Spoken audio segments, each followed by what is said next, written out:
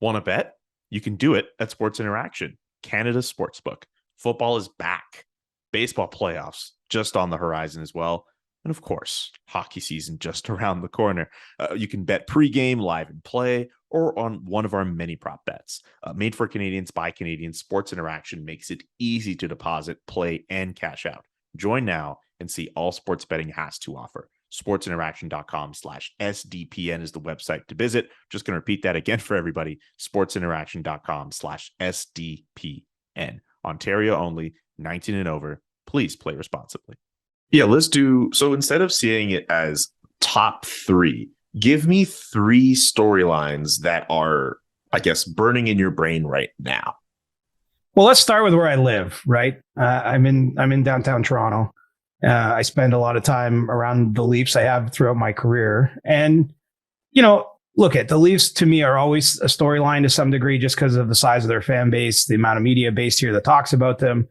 But they're also a pretty compelling story just with how successful they've been in the regular season and how they haven't got over the hump in the playoffs. And there's a bunch of pressure points bubbling on the surface right now. And so, for me, probably the most interesting aspect of this coming season for them is, Kyle Dubas has made some sizable bets or calculated bets, however you want to call it, by bringing in sort of two goalies that are to varying degrees reclamation projects in Matt Murray and Ilya Samsonov. And, clearly believes that they can help the team move forward. I think with Matt Murray's playoff resume is a huge part of why the Leafs think there's still something there, even though, he's struggled with some injury troubles, quite a number of different injuries in the recent years. It didn't go well for him in Ottawa. His last season in Pittsburgh was difficult as well. But he's also played in a number of big games and won those games. He's twice been in the net on a night that Pittsburgh could win the Stanley Cup and come away lifting that trophy up. And I think that in the minds of Leafs management is worth something. And so for me, the intriguing part of this story, something that was discussed a lot at the Leafs Media Day on Wednesday, is Kyle Dubas is entering the final year of his contract here. There's going to be no extension prior to the season. And so, here you have a GM who's built a team that's won a ton of games and is making, as I say, what I think is a bet on goalies that it could blow up if these guys aren't able to stay healthy. Maybe in Murray's case, Samsonov, it doesn't reverse his trend, where if you look at his performance the last couple of years in Washington, it's been headed in the wrong direction. His save percentage has been declining. It could be pretty some fireworks coming out of the Leafs. And so I think how that all plays out, especially with the backdrop of, the general manager, maybe having to prove something still to his bosses and team ownership to get another kick at this, beyond this season. I think that will be a compelling set of storylines that kind of all blend together as the Leafs get up and running this year. So 2 seasons after the Leafs go through the bubble, well, not the bubble years, the year after the bubble year, where they eventually get documented through Amazon, and we call it the all or nothing. Isn't this the real all or nothing year? It might be. What's funny to me, and I wrote a column for North Star Bets that's filled my mentions with all sorts of debate, but I actually think it's lunacy that there's even a thought that you wouldn't extend Kyle Dubas. And don't get me wrong. First of all, I'm not trying to lower the bar for what the team is. Obviously, you have the kind of players they have, the salaries they command, what they're doing with their season. Stanley Cup has to be the goal. And yes, they've not played beyond round 1 in any of these seasons. But I also think if you're evaluating the person putting the team together, and you look at the Leafs in the 4 years Kyle Dubas has been GM, they have the 5th most wins total in the league. They have the 3rd most regulation wins. They have the 5th best goal differential. They have the two best seasons in franchise history by points percentage. Remember, the Leafs have been around for more than 100 years. And in 3 of those 4 years, they were eliminated in the first round in a Game 7 by a team that went on to the Stanley Cup final. And so I think if you remove the emotion, if you remove the meme aspect of like, haha, the Leafs can't get past the first round. And look at, I get why that exists. I'm not saying don't do that, but I think if you're looking at this logically, the organization is still trending in the right direction. They had what teams, do you know what teams win a Stanley Cup, Julian? the teams that win a lot of regular season games. Because the other teams above them, that in terms of wins these last 4 years, it's Colorado. It's I think Tampa's there. Carolina, I believe, is one of them. St. Louis is among the cluster. I mean, it's all the teams that have won the cup. And so, yes, Toronto hasn't come anywhere close in the playoffs to winning a Stanley Cup, but they're doing the things that the teams that win the cup do in the regular season. And I don't know how you would look at that and conclude anything other than they're on the right track. I think Kyle Dubas specifically has done a tremendous job of managing a flat cap era.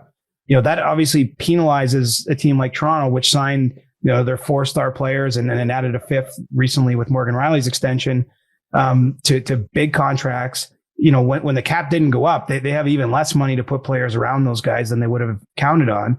And yet their regular season performances have been stronger. Frankly, their playoff performance was stronger.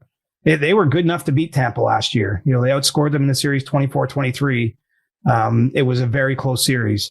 And so to me, even if this season doesn't end up the way you want it, if you're Leafs ownership, I would consider changing just about anything. But no matter what, I'm not getting rid of Austin Matthews. And number 2, I'm not getting rid of Kyle Dubas, because I believe he's shown you enough that, okay, they might have to still alter plans and move things around, but I just think that he's shown enough for my money to get another chance beyond this one to do it. I mean, he's only 37 years old. And, it's funny, after I posted that article, I got texts from a few, people working other NHL front offices, and they were all like, my owner would hire this guy tomorrow, essentially. Like, I don't think there's no reason for Kyle Dubas to worry about his contract expiring. I think he would have all kinds of options. I think, if anything, that the Leafs have to be careful not to lose him. And I don't want to make this whole segment about the Leafs. No. The other factor here is, Kyle Dubas has already had some discussions with Austin Matthews and his agent, Judd Moldaver, about, not exactly necessarily negotiating what his next contract looks like. But I think that there's been talks about the future of the organization, the path they're on, basically the path to getting Matthews signed. If you were to change the GM a month before Matthews can sign that deal on July 1st, 2023, that kind of undoes a lot of the groundwork that's been laid. And I think right now there's a real positive undertone to where things are headed. Austin Matthews, unprompted, at Leafs Media Day on Wednesday, said, Toronto, this feels like home to me now. Like, no one asked him that. Like, I know you can be cynical if you only see the quote, but if you actually go back and listen to the way he said it, like he gave that in an answer that wasn't really, asked specifically about how comfortable he is as a Leaf. So, this isn't to say that extension won't come, but I think it would be nuts to say that his head's like on the chopping block here. I would consider massive changes to the organization if they don't make progress this season. Basically, everything would be on the table for me potentially, but I wouldn't be changing the 60-goal centerman, and I wouldn't be changing the GM that's done a really good job of managing their cap and look at the Leafs are also in a good spot. If you look to the next couple of years, they have almost everybody coming off their books. I mean, they don't have many bad deals on the books, put it that way. And so I think that they're in a position to keep the contention window open as long as, they keep Matthews here and then Marner and just keep trying until they get it right. So your official answer to the all or nothing question is no. No, it might be all or nothing for individuals though. Yes. Like that I'll buy. And look, this is my opinion. All I can tell you is there's a meeting with Brendan Shanahan and Kyle Dubas recently where they said there'd be no extension. So maybe from ownership's view, maybe it is all or nothing for Kyle Dubas. But, I just think that would be a mistake. I get the idea. You're like, something has to change if the results don't change. Again, I'll even buy into that notion. I just think I wouldn't be changing the guy at the top. Who are you replacing him with? How sure are you that you're going to get improvement there? And usually when you bring someone in, like a new GM takes a year to get a real grip and grasp on the organization, what's going on. I mean, it's not even just as simple as making trades. It's, there's a huge operation behind the scenes that the GM is kind of at the top of. And the new GM would have to get up and running and familiar with all. I just think it would be a dangerous road to go down at this point in time to consider that type of change. And, we'll see what happens. It's going to be interesting, right? It's always, this is reality TV always in Toronto. I mean, everything gets sensationalized. There's a lot of focus on it, and there's definitely a lot of pressure on the organization. I don't think there's any getting away from that fact because, they've done everything they could, but, get past the first round, essentially. I mean, they were 115 points last season. That's rarefied air. But they got to get it done or they're going to be branded in a certain way that they won't like. I mean, you could already make that argument. They've already been branded in that way. I get it. Like they have made a lot of progress, but at the end of the day, you got to get some results. The fact that he hasn't been able to get past the first round, despite all of those wins that he was able to do in the regular season. You mentioned all those teams that have done well in the regular season, like a Carolina or a St. Louis or a Tampa Bay or a Colorado. A lot of those teams have endured failures before establishing themselves as contending teams. And even got like a St. Louis, they won a lot of regular season games, but the year that they won, they were in like last place halfway through the year. Tampa Bay had their best regular season and then got destroyed in the first round and were the subject of a whole bunch of memes. And then they started winning. Colorado was like one of the worst team like partway through the 2010s. And then they ended up being a really good team. So I guess, fine. Teams need to fail before teams have failed before they ended up winning, but they were able to get over that hump. The Leafs just need to figure out a way to do that, or else I don't see any reason why could you imagine a guy like Austin Matthews want to stick around through something like this? Even if he does consider Toronto to be home, you can move from home. Oh yeah. Well, and this is what I'm saying. Look, the argument here isn't that the Leafs are a perfect team. They haven't even won a President's Trophy, so they haven't been the best regular season team at any point. But the argument is the guy making the that's responsible for the player personnel decisions, the right one to keep trying to tinker and make them a better team, to find solutions. And I think if you look over his track record, the answer is yes. Kyle Dubas has made mistakes, just like every one of his peers. If we scrutinized every trade that every GM has made, we could find a few bad ones in there. But I think that what he's done is a good job of pivoting when he's made mistakes, of not doubling down on the mistakes. For example, he gives Nick Ritchie a contract last year, just was not working out. He found a way to offload Ritchie's deal. He got a right shot defenseman and Ilya Lyubushkin back as part of that.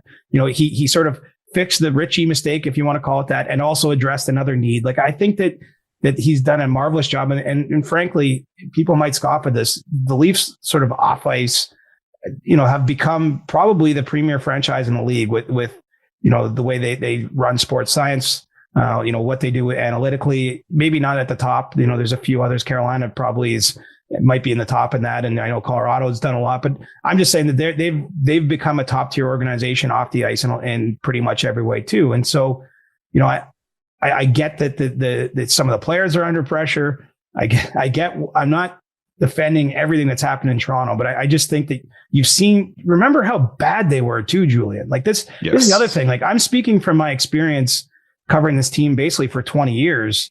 Like, they've never been this close to competent and they're way better than competent. Just the way that things have been run. And some of that, of course, is the good fortune of the lottery ball that becomes Austin Matthews. But, Kyle Dubas also made difficult decisions. He had to let Zach Hyman walk rather than give him the long-term contract that the Oilers gave him. And he found Michael Bunting at $950K. Who had 60 points in his first year. Like, that was not what I would call an obvious move. I think that there's a lot of examples here where they've been creative and shown that they don't just make the easy decisions all the time. It's not just Austin Matthews and Mitch Marner that have propelled the success of this team. It's a big reason why. But there's a lot of roster management around them. So anyway, we've spent way, way too long on this, but sometimes it's an interesting team though. It's an interesting set of storylines, right? I mean, I think that there's going to be debate around this, and how the team performs will dictate how white hot these conversations get as we get into October, November, December.